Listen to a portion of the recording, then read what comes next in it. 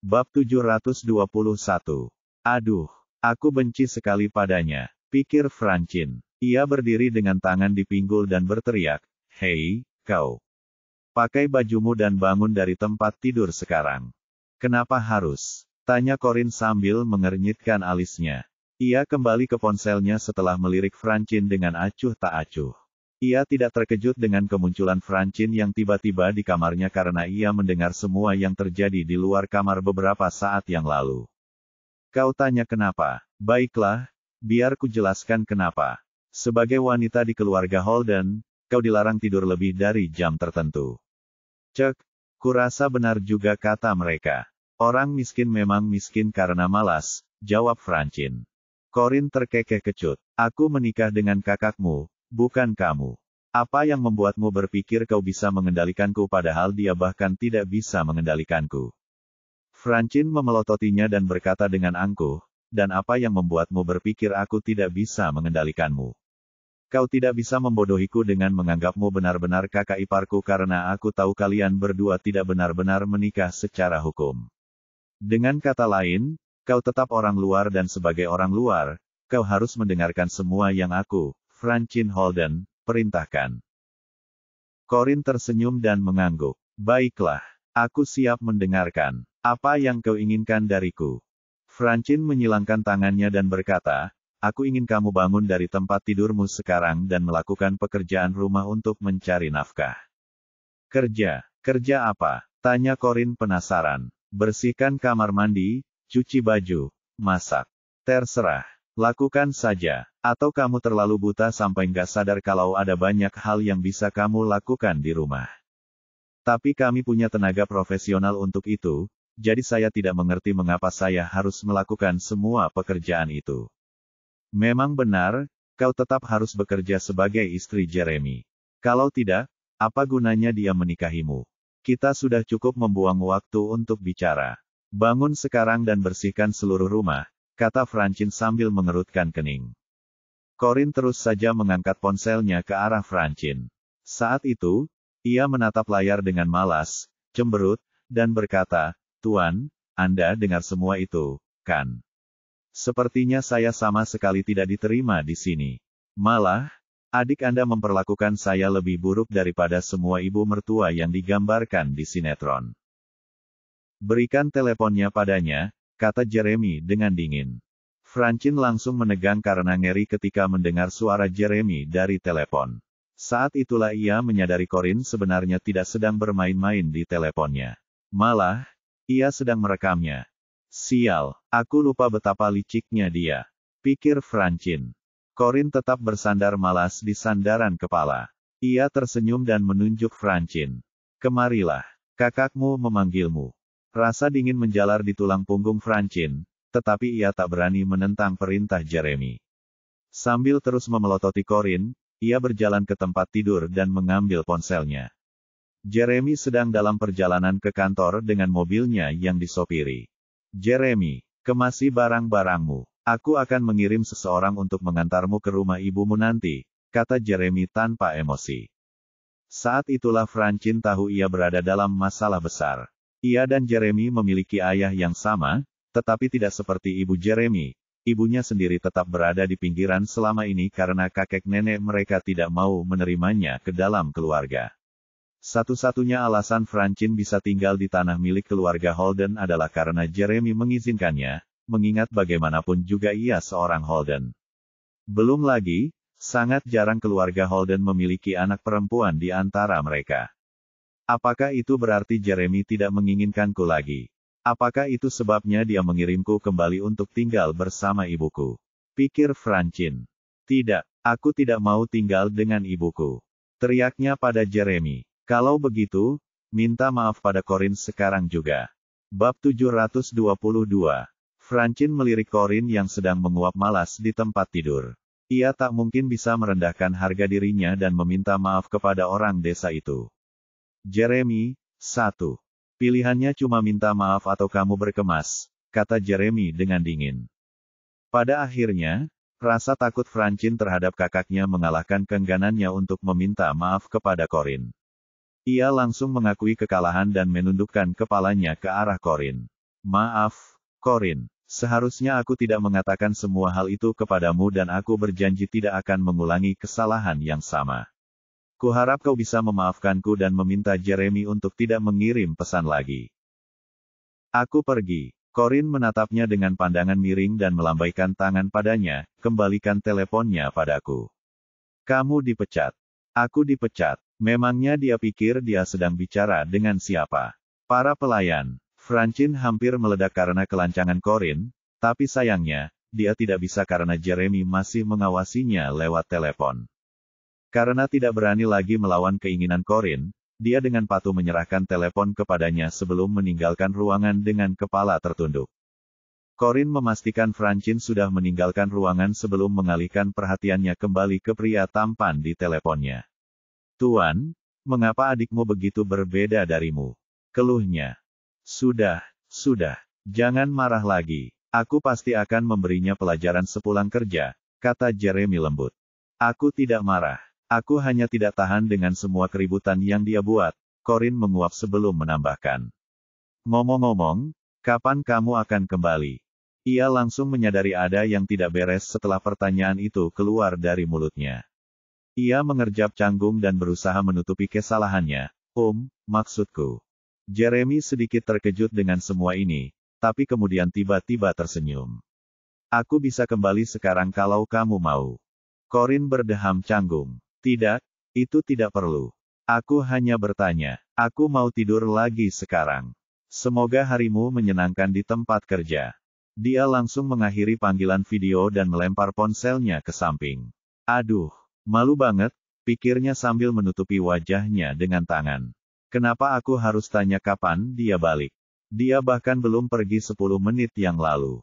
Kuharap dia tidak mengganggunya. Oh Corin, kau benar-benar jadi gadis kecil yang bodoh, iya. Miraute, apa salahnya merindukannya sedalam ini? Aduh, apa yang harus kulakukan? Corin membenamkan kepalanya ke dalam selimut yang mereka berdua bagi tadi malam dalam upaya untuk mencium bau Jeremy. Setelah beberapa waktu, dia perlahan-lahan tertidur. Bowen akhirnya menemukan Jeremy dan sedang menuju kamar Corin ketika ia melihat Francine berjalan keluar dengan kepala tertunduk. Ia menghela napas lega dan berkata, syukurlah Anda sudah keluar, Nona Francine. Semoga Anda tidak membuat Nyonya marah. Bab 723. Francine mengerutkan kening dengan sedih dan berkata, yang kau pedulikan cuma Corin ini dan Corin itu. Kenapa kau tak pernah bertanya apakah aku baik-baik saja? Bowen terkejut hingga terdiam oleh ledakan emosinya yang tiba-tiba. Penghinaan Francine baru-baru ini membuatnya marah pada Bowen dan para pelayan. Hah, kalian sebaiknya ingat bahwa kalian bekerja untuk Holden, bukan Keru. Kalian semua benar-benar orang yang tidak tahu berterima kasih, berpihak pada orang luar, bukan aku. Bowen merasa ucapannya itu salah, tapi tetap saja ia diam saja. Bukannya aku sengaja berpihak pada Nyonya. Nona Francine seharusnya tidak menerobos masuk ke kamarnya seperti itu sejak awal. Para pelayan lain pun berpikir sama seperti Bowen, bahwa Nona Francine benar-benar keterlaluan kali ini. Francine kembali ke kamarnya dengan kesal. Semakin ia memikirkan apa yang terjadi, semakin marah ia. Ia pun memutuskan untuk menelepon Anya untuk melampiaskan amarahnya. Panggilannya segera tersambung, dan suara lembut Anya yang biasa terdengar dari seberang telepon. Hai, Francine, ada apa? Aduh, Anya, coba tebak apa yang terjadi. Seluruh rumah tangga sudah dikuasai si jalang Corin itu. Dia pikir dia bisa melakukan apa saja hanya karena Jeremy ada di pihaknya. Kata Francine dengan marah. Francine, pelan-pelan. Ceritakan apa yang terjadi. Apa yang Corin lakukan sampai membuatmu begitu marah? Tanya Anya sambil menggertakkan gigi. Setelah memikirkannya, Francine bergumam seperti ini, dia tidak benar-benar melakukan apapun kepadaku. Tetapi, semua orang memperlakukannya seolah-olah dia adalah nyonya rumah, sementara akulah yang mendapat perlakuan buruk. Lagi pula, dia bicara padaku seperti sedang bicara dengan pelayan karena dia tahu. Kakakku akan selalu memihaknya daripada aku. Aku tidak tahan. Lagi. Apa? Dia bicara seolah-olah kau pembantu. Francine, dia benar-benar jahat. Apa Jeremy ada di rumah? Kenapa dia tidak bilang apa-apa? Tanya Anya pura-pura ramah. Dia sudah pergi bekerja dan perempuan tak tahu malu itu masih tidur di kamar kakakku. Lagi pula, meskipun dia di rumah, dia hanya akan membantu perempuan itu, bukan aku. Anya, kau tak tahu betapa terobsesinya kakakku dengan perempuan itu sekarang. Bahkan, dia sudah benar-benar menguasainya. Bahkan ramuan cinta pun tak akan seefektif apapun yang diberikannya pada kakakku untuk membuatnya jatuh cinta padanya. Kenapa kau biarkan dia merebut kakakku darimu? Apa kau akan diam saja dan tidak melakukan apa-apa? Aku benar-benar tak mau punya adik ipar yang orang desa. Anya mengepalkan tangannya ketika mendengar Corin tidur di kamar Jeremy, tetapi ia berhasil menjaga suaranya tetap lembut saat berkata, Francine, tidak masalah aku berakhir dengan saudaramu atau tidak, tapi aku tidak akan membiarkan Corin lolos begitu saja memperlakukanmu seperti pembantu. Aku akan ke rumahmu nanti untuk membicarakannya dengannya. Francine tersentuh oleh gestur Anya. Oh, terima kasih, Anya. Kamu yang terbaik. Tunggu sebentar. Mengapa saya mendengar suara anak menangis di latar belakang? Itu karena Joey menangis. Dia sedang tidak enak badan saat ini, kata Anya canggung. Hei Francine, aku tutup teleponnya dulu. Sampai jumpa nanti, oke. Oke, aku akan menunggumu. Setelah menutup telepon, Anya menoleh ke arah Joey yang menangis, yang saat itu sedang meringkuk ketakutan dalam pelukan pengasuhnya dengan kekesalan tergambar jelas di wajahnya. Jangan menangis, Joey. Hati ibu hancur melihatmu seperti ini. Kamu mau makan apa? Ibu akan minta pembantu untuk membelikannya, ya. Anya hanya berpura-pura peduli pada Joey karena akan mencurigakan jika bayi kecil itu terus mundur ketakutan setiap kali melihatnya. Namun, usahanya sia-sia karena Joey tampak semakin menangis setelah ia melangkah mendekatinya. Joey menangis sekeras-kerasnya sampai-sampai pengasuhnya khawatir ia akan tersedak karena kekurangan oksigen. Ia pun berkata, Nona Anya, sebaiknya Anda menjaga jarak dari Tuan Joey untuk sementara waktu karena saya khawatir tangisannya akan memperparah luka di kepalanya. Anda bisa menggendongnya sepuasnya setelah kepalanya sembuh. Anya memang selalu menganggap Joey menyebalkan, dan tangisannya justru membuatnya semakin kesal. Jadi, ia melambaikan tangan dan berkata, baiklah. Kamu jaga dia, aku mau keluar sebentar. Pengasuh itu diam-diam menghela napas lega sebelum berkata, baik, Nona Anya. Saya akan memastikan Tuan Joey dirawat dengan baik. Anya melirik Joey yang masih menangis dan berpikir, dia makin hari makin menyebalkan. Satu-satunya alasan aku memilihnya hari itu adalah karena dia kelihatan imut, tapi ternyata dia susah banget dididik. Sayang banget aku nggak bisa mengembalikannya. Bab 724. Setelah Anya keluar, pengasuh terus menepuk punggung Joey untuk menenangkannya. Sudah, nak. Tidak perlu takut lagi karena ibumu sudah keluar kamar. Baru pada saat itulah Joey memberanikan diri berbalik dan tangisannya perlahan mereda setelah memastikan Anya memang tidak ada di ruangan itu. Melihat hal ini, pengasuh itu mendesah. Jelas sekali baginya bahwa Anya sama sekali tidak mencintai Joey karena ia hanya berpura-pura peduli ketika ada orang lain di ruangan itu bersama mereka, dan ketika tidak ada orang lain, ia akan menunjukkan sifat aslinya. Kasihan Joey, dia tidak hanya kehilangan orang tuanya di usia yang begitu muda, tetapi ketika semua orang mengira dia ditakdirkan seumur hidup karena diadopsi ke dalam keluarga kaya, ibunya hanya melihatnya sebagai sarana untuk mencapai tujuannya. Aku tidak akan terkejut jika hidupnya semakin sulit mulai sekarang, pikir pengasuh itu. Sementara itu, kembali ke perkebunan Holden. Corin terbangun dari tidurnya karena suara dering telepon. Dengan lesu, ia meraih telepon dan menempelkannya ke telinga. Halo. Selamat pagi, Nona Corin, terdengar suara serius seorang pria dari ujung telepon. Karena masih setengah tertidur, Corin tidak mengenali suara itu jadi dia bertanya, siapa itu? Ini aku, Edmund. Oh, itu dia. Ini sedikit menyadarkan Corin. Ya, apa yang kau lakukan? Kamu mau? Edmund bisa tahu dari suaranya bahwa Corin baru saja bangun dan ia merasa khawatir bahwa dirinya lah penyebabnya, jadi ia bertanya dengan hati-hati, apa aku membangunkanmu? Itu tidak penting karena yang sudah terjadi ya sudah terjadi. Katakan saja apa yang kau inginkan. Maafkan saya jika saya membangunkan Anda, tapi Tuan Lukas meminta saya untuk mengatur pertemuan pribadi dengan Anda. Beliau ingin meminta maaf atas kesalahpahaman yang terjadi tadi malam. Corin mengerutkan kening. Ia tidak senang dibangunkan hanya untuk hal sepele seperti ini. Tidak apa-apa. Dia tidak perlu minta maaf padaku. Aku tutup teleponnya sekarang. Tapi Nona Corin, ia bahkan tidak menunggu Edmund selesai bicara sebelum menutup telepon. Ia lalu melempar ponselnya dan kembali tidur. Namun, seseorang mengetuk pintu tepat pada saat itu. Nyonya, sudah lewat jam 10. Pak Jeremy sudah meminta saya membangunkan Anda untuk sarapan jam segini, kata Bowen dengan hormat. Corin menguap sambil meregangkan lengannya di atas kepala.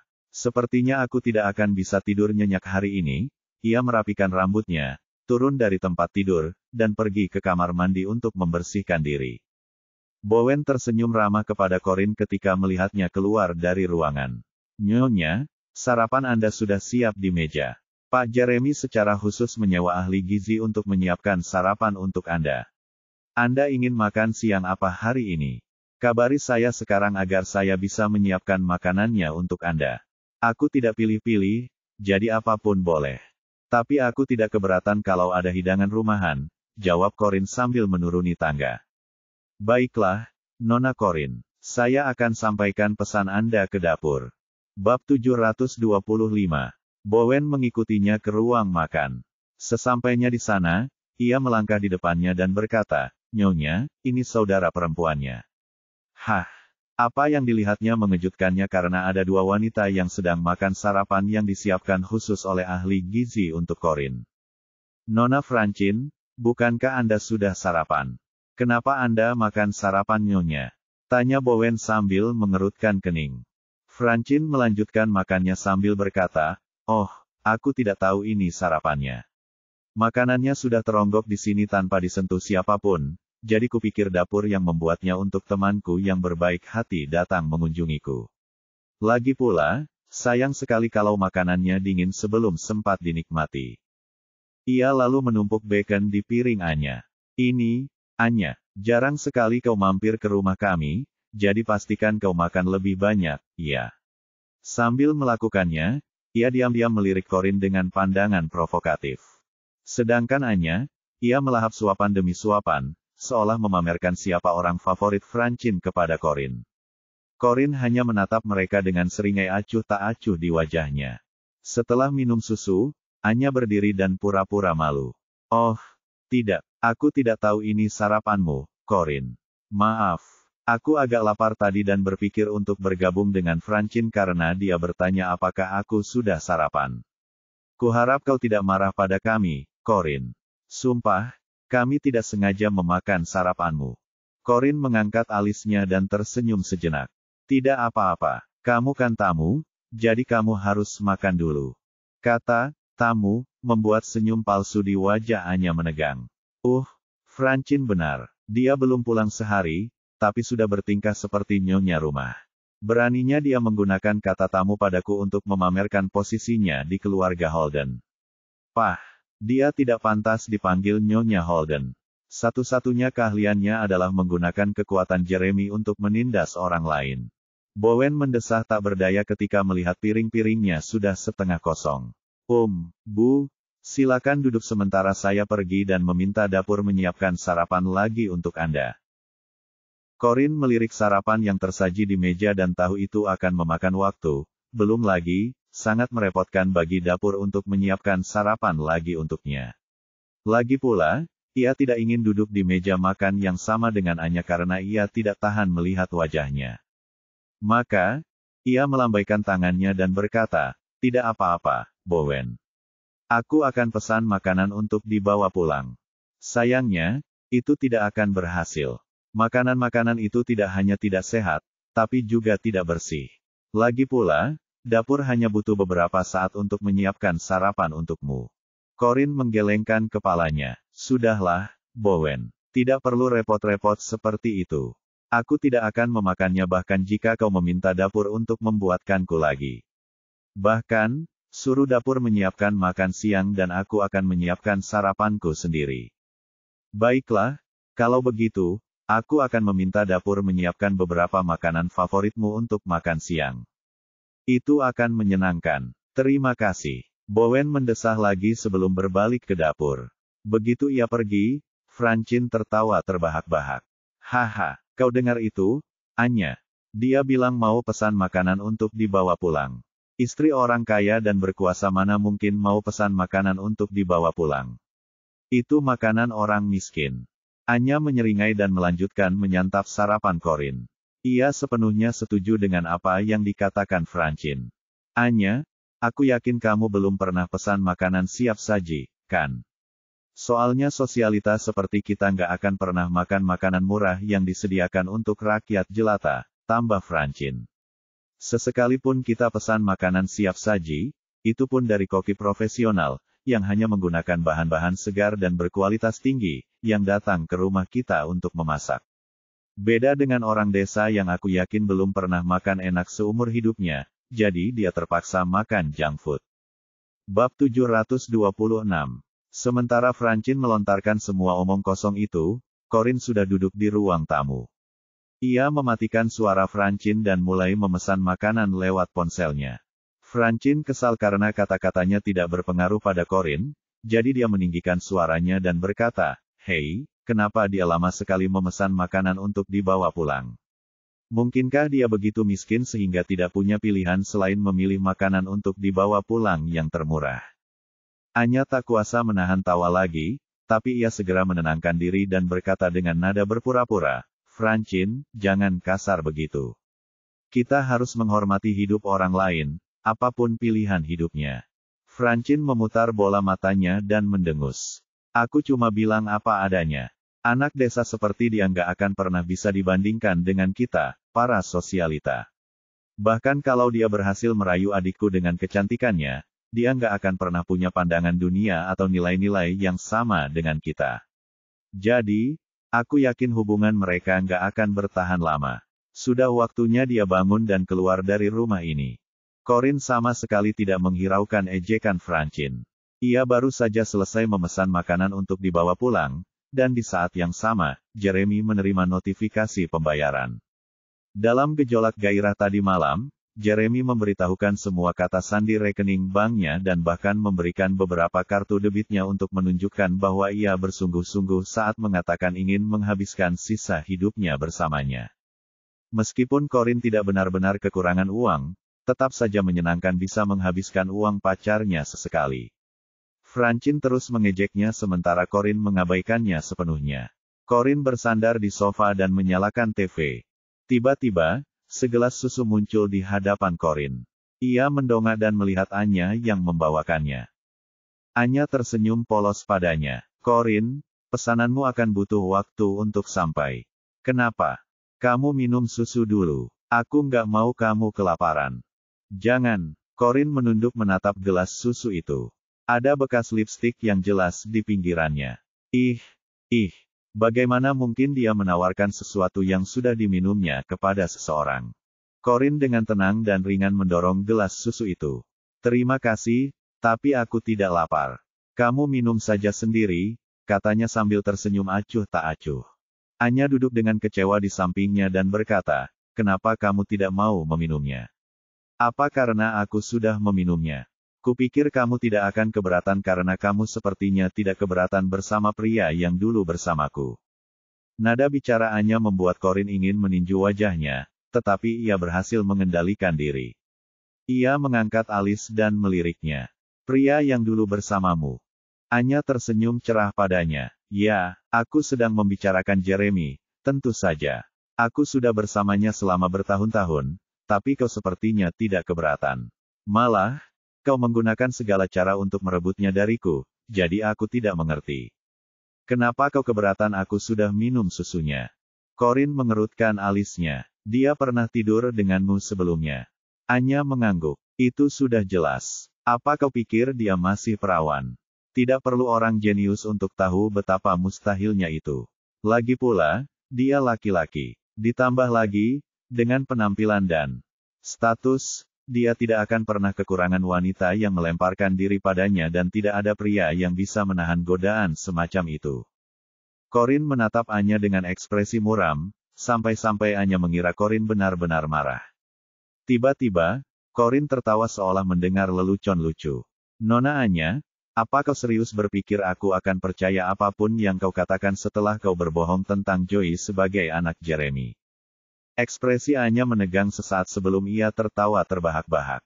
Kalaupun dia tidak tidur denganku, apa kau serius berpikir pria berdarah panas seperti dia tidak pernah tidur dengan wanita lain selain kau? Corin tersenyum. Aku punya cara untuk menguji apakah seorang pria masih perawan. Jadi, aku bisa memastikan akulah satu-satunya wanita yang pernah tidur dengannya. Anya mengerutkan kening. Kau punya cara untuk mengujinya. Bagaimana? Aku tahu itu mungkin untuk mengetahui apakah seseorang wanita itu masih perawan, tapi belum pernah dengar ada cara untuk menguji pria. Corin, kamu yakin tidak sedang berhayal? Corin terkekeh. Memang sih, tapi aku juga tidak bisa memberitahumu metodenya karena ini menyangkut privasi Jeremy. Yang perlu kau tahu, dia masih perawan sebelum tidur denganku. Saat itu, wajah Corin dipenuhi rasa percaya diri dan kebahagiaan, membuat wajah Anya memucat. Anya menggenggam gelas di tangannya lebih erat lagi hingga hampir memecahkannya. Oh, betapa ia berharap bisa mencabik-cabik Corin sekarang juga. Ia ingat bagaimana, suatu kali, ia berpura-pura mabuk dan melepas semua pakaiannya di depan Jeremy, hanya agar Jeremy mengabaikannya sepenuhnya. Bab 727. Jeremy hanya menyuruh Anya mengenakan kembali pakaiannya dan meninggalkan ruangan.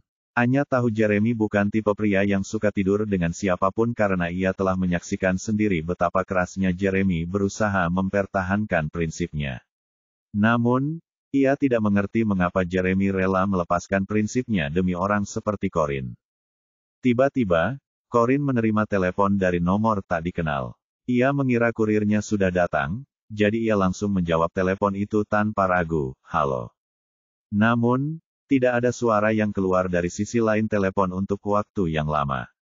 "Halo, siapa ini? Kau bisa mendengarku?" tanya Corin sambil mengerutkan kening. "Ya, aku bisa mendengarmu." Suara dingin dan canggung itu adalah suara seorang pria dan Corin segera mengenalinya sebagai suara Lukas. Corin agak terkejut Lukas benar-benar meneleponnya menggunakan nomor pribadinya. Ia melirik Anya yang licik di sampingnya, bertanya-tanya apakah Lukas meneleponnya demi adiknya lagi. Dia menyipitkan matanya dan bertanya, "Mengapa kamu meneleponku? Apakah kamu bebas untuk keluar dan menemuiku hari ini? Ada sesuatu yang ingin kukatakan padamu." "Tidak, aku tidak bebas," kata Corin tanpa ragu. Kalau bisa, ia lebih suka tidak berurusan dengan Anya dan Lukas karena masalah selalu mengikutinya setiap kali mereka berdua muncul. Lukas pasti sudah menebak apa yang ada di pikirannya karena dia segera berteriak, "Tunggu, jangan tutup teleponnya dulu." Jari Corin berhenti tepat 1 inci di atas tombol, akhiri panggilan. "Kenapa kamu tidak bilang saja apa yang ingin kamu katakan lewat telepon?" Lukas menghela napas dan berkata, "Aku benar-benar minta maaf atas semua masalah yang kubuat akhir-akhir ini, tapi Corin, bisakah kau keluar dan menemuiku?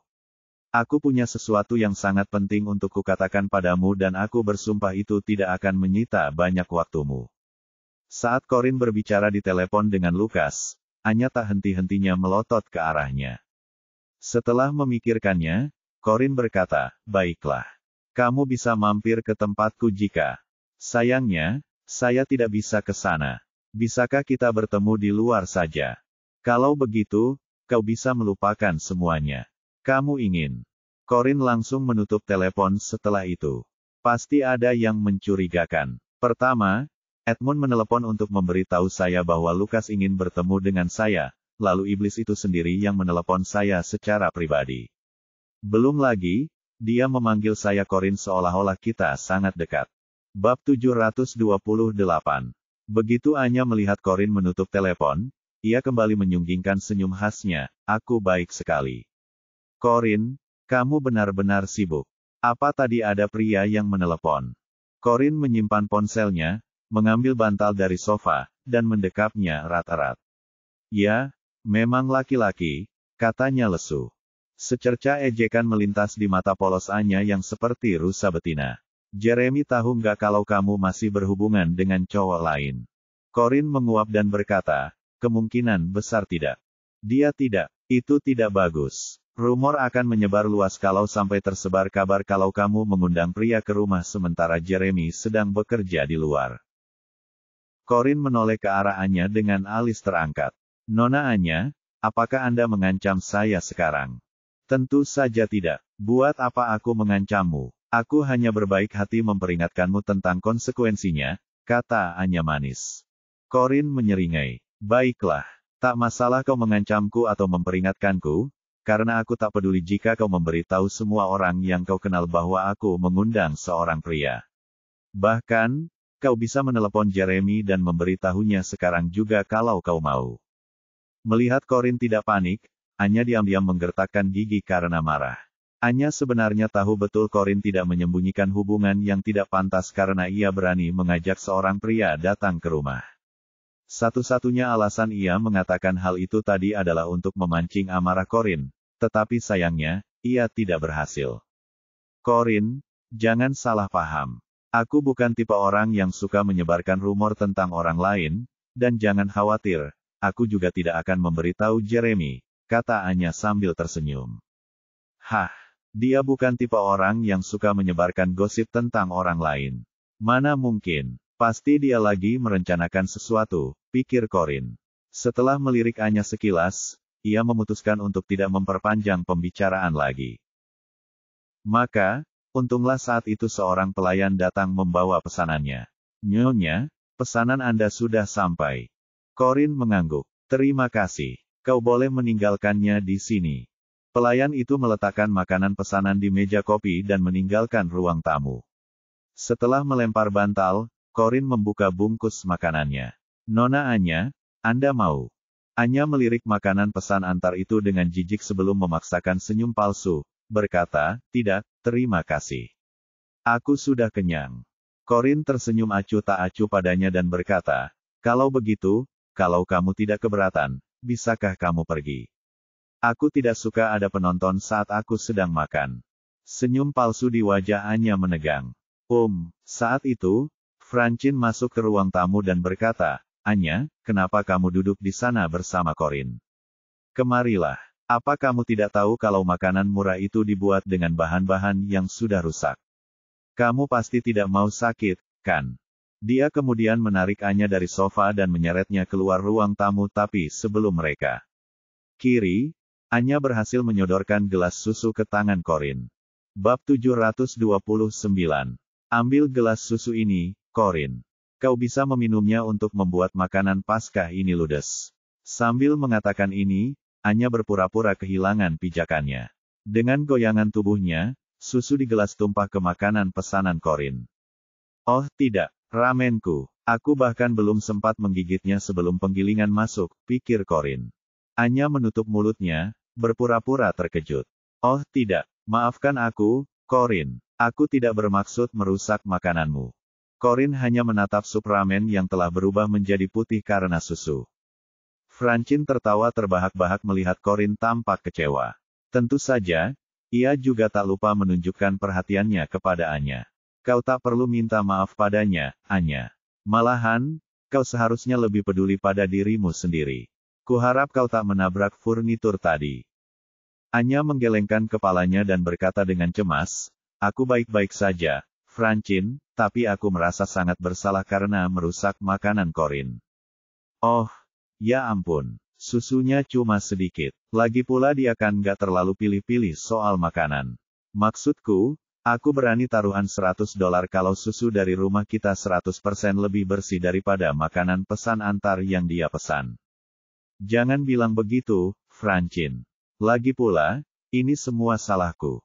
Di permukaan, Anya mungkin terdengar sangat menyesal atas perbuatannya, tetapi jauh di lubuk hatinya, dia sebenarnya tertawa, riang. Ia menoleh ke Corin dan berkata, kuharap kau tidak marah padaku, Corin. Aku benar-benar minta maaf, dan aku bersedia mengganti makanannya. Bahkan, aku akan memberimu 2 kali lipat dari harga yang kau bayar. Tidak, itu tidak perlu, kata Corin. Setelah itu, ia mengambil wadah makanan dan tanpa peringatan, menuangkan seluruh isinya ke atas kepala Anya. Rasa terbakar dari sup panas membuat Anya menjerit kesakitan. Ia menatap sup yang menetes di matanya dan menangis terseduh-seduh. Francine juga terkejut. "Apa yang kau lakukan, Corinne? Apa kau sudah gila?" teriaknya dengan marah. Corinne mengusap tangannya tanpa sadar, seolah sedang membersihkan kotoran. Lalu ia tersenyum dan berkata dengan penuh semangat, "Oh tidak, maafkan aku. Aku tidak bermaksud begitu." Sesaat, rasanya tanganku punya pikiran sendiri, dan ya, kuharap kau tidak marah padaku, Nona Anya. Anya menarik napas dalam-dalam dan menggertakkan giginya. "Kenapa kau?" Francine menghampiri Corinne dengan penuh semangat dan berkata, "Jangan bohongi kami.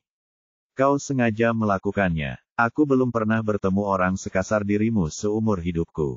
Minta maaflah pada Anya sekarang." Corinne menguap dan bertanya, "Minta maaf padanya. Kenapa aku harus melakukannya kalau aku tidak sengaja?" Corinne bisa menerima apapun yang mereka sajikan, tapi tidak untuk makanan pesan antarnya. Entah sudah berapa lama ia menginginkan sup ramen, tapi Anya berani merusaknya. Dengan melakukan aksi seperti itu, benar-benar tak termaafkan baginya untuk membuang-buang makanan enak seperti itu. Setelah menenangkan diri, Anya kembali berpura-pura polos. "Corinne, aku benar-benar tidak bermaksud merusak pesananmu dan aku bahkan menawarkan ganti rugi 2 kali lipat dari harga yang kau bayarkan. Jadi, apa perlu balas dendam seperti ini?" Corinne mengangkat bahu. "Nona Anya, aku tidak akan menyebutnya balas dendam karena sama sepertimu, aku tidak bermaksud menuangkan sup ramen padamu. Lagi pula, aku tidak pernah menyalahkanmu karena begitu ceroboh, jadi kenapa kau menyalahkanku sekarang? Maafkan aku karena mengatakan ini, tapi bukankah kamu agak berstandar ganda sekarang?" Anya tidak dapat memberikan jawaban. Bab 730. Francine memelototi Corinne dengan penuh kebencian. Lalu ia menoleh ke Anya dan berkata, "Ayo pergi, Anya. Kita urus wanita gila ini nanti. Lebih penting bagimu untuk berganti pakaian yang bersih sekarang juga. Ikut aku ke kamarku." Anya mengangguk dan mengikuti Francine menaiki tangga. Di tengah jalan, ia berbalik dan menatap tajam ke arah Corinne. Pesannya jelas, Corinne akan mendapat masalah nanti. Corinne tersenyum kembali padanya selama 2 detik sebelum memanggil para pelayan untuk datang membersihkan lantai. Bowen kebetulan melihat akhir dari apa yang baru saja terjadi ketika ia keluar dari dapur.